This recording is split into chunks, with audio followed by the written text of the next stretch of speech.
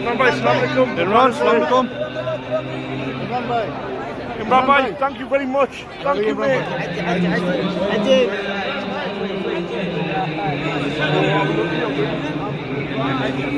Imran bhai,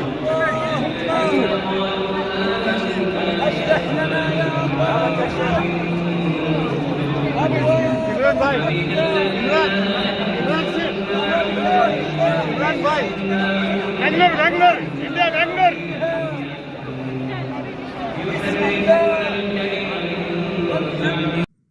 Custodian of the two holy mosques, and then ladies, gentlemen, majesties, highnesses, excellencies, and Honorable Secretary General. I always pictured that one day I would be speaking at this summit, and I always promised myself that whenever I got this opportunity, I would raise the first and foremost, the most important question about whenever in the Western countries people blaspheme our Prophet, peace be upon him, I always felt that the response from the Muslim Ummah, the OIC, I always felt it was lacking. And therefore, I wanted to use this platform that the OIC owes a responsibility. Us heads of the states, we have a responsibility to the Muslim world. When anyone in the Western world blasphemes our Prophet, peace be upon him, it is a failure of the OIC that we have not been able to explain to the Western countries that the love and affection that we feel for our Holy Prophet, that how he lives in our hearts. It was up to us to explain to the Western people that the amount of pain they cause us when they ridicule or mock our Holy Prophet. And we must know that in the West, people do not treat religion the way the Muslim world treats Islam. We live our religion. In the Western world, they have a completely different attitude to the way they approach religion. And so therefore, on this, Mr. Chairman, I would like to say from this platform that we must, in the forums like the United Nations, forums like the European Union, we must explain to them that they cannot hurt the sentiment of 1.3 billion people under the garb of freedom of expression. The Jewish community has very successfully explained to the world that any misinterpretation of the Holocaust gives them pain. And so the Western world views Holocaust with a lot of sensitivity. But that sensitivity is lacking when they come to talking about our Holy Quran or our Prophet, peace be upon him. So I feel that this forum must take it upon itself to explain to the Western world through these forums what it means to us and how we love and respect our Holy Prophet.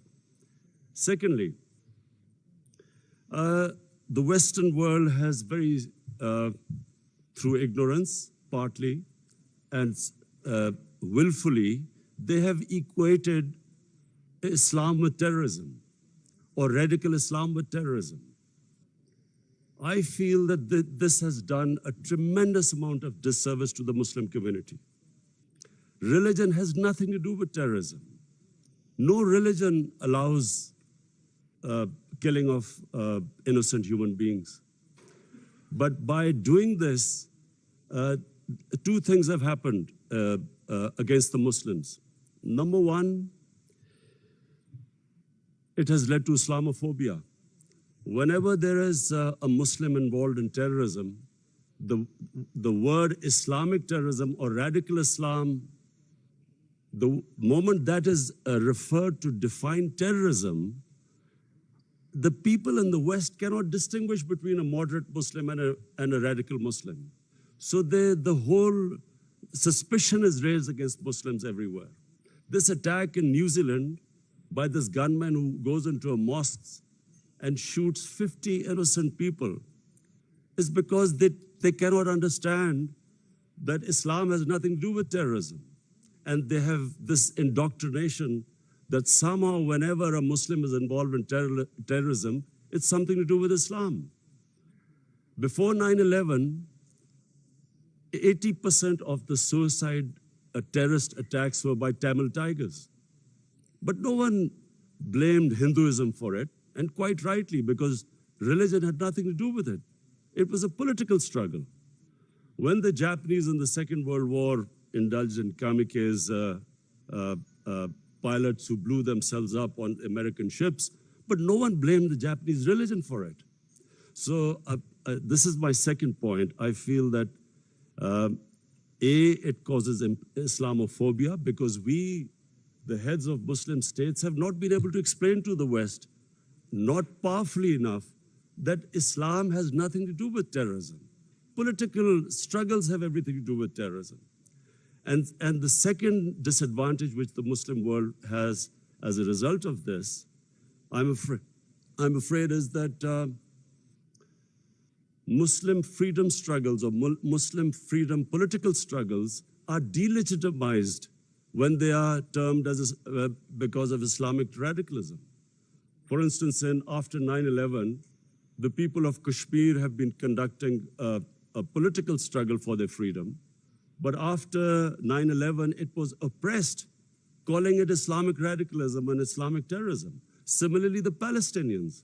After 9/11, the Palestinians were oppressed, using, the Israeli government used the word Islamic terrorism. So this is my second point.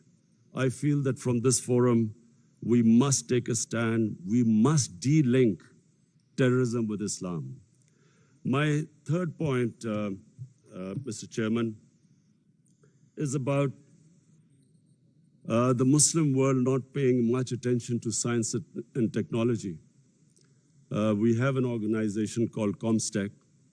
I feel that we are on the verge of another industrial revolution with artificial intelligence and blockchain, new technologies coming in.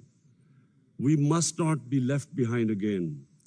And I feel that we as a Muslim world must spend more of our resources in strengthening ourselves in this field. We must pay more attention to education, to quality education, to universities. Despite having all the resources, I'm afraid we lag behind. And I think from the OIC platform, it would be a good opportunity for us to concentrate on spending more on science and technology. Finally, Mr. Chairman, I would like to say that this is 50 years of OIC, and we all must again reiterate that how this organization came was because of the Palestinians being deprived of their homes, their rights, their human rights, their democratic rights. And so we reiterate again that there is no solution but a two-state solution in Palestine. East Jerusalem must become the capital of for the Palestinian people.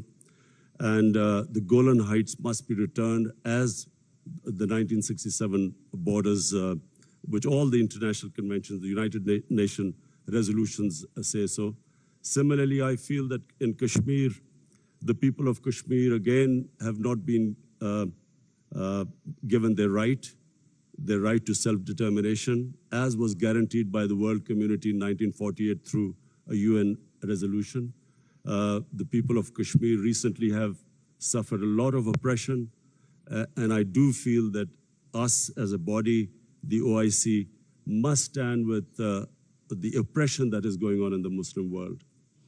I finally want to thank again King Salman bin Abdulaziz Al Saud for his great hospitality. I especially want to thank we had the great opportunity to go into to visit the Rawza Rasul in Medina yesterday. And from me and my delegation, we want to say that it gave us the greatest happiness and pleasure to be able to visit the mosque. Thank you very much.